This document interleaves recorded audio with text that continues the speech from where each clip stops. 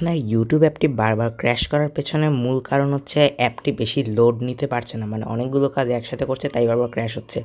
এখন এই ক্র্যাশটাকে অপটিমাইজ করার জন্য, মানে এরকম ক্র্যাশের মেসেজ অনেকক্ষণে যাতে না আসে, তার জন্য যা করতে হবে আমার ফোনের স্ক্রিনে আপনারা ভালো করে দেখে নিন।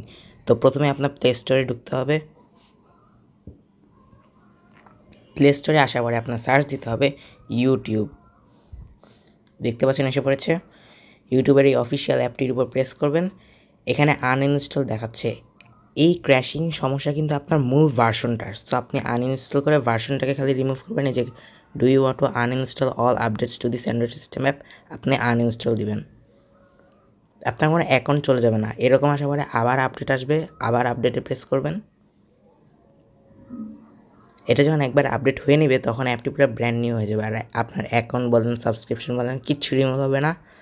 আর অ্যাপটি ইনস্টল হয়ে গেলে ওই ক্র্যাশিংয়ের মেসেজটাও আর আসবে না। আর ঠিক এভাবেই আপনি আপনার ইউটিউব অ্যাপটিকে ক্র্যাশিং থেকে থামাতে পারেন। তো আজকের ভিডিওতে এটুকুই। আবার দেখো আপনাদের সঙ্গে নতুন একটি ভিডিও নিয়ে, নতুন একটি বিষয় নিয়ে। ততক্ষণ পর্যন্ত আপনার সকলেই সুস্থ থাকুন, ভালো থাকুন। খোদা হাফেজ।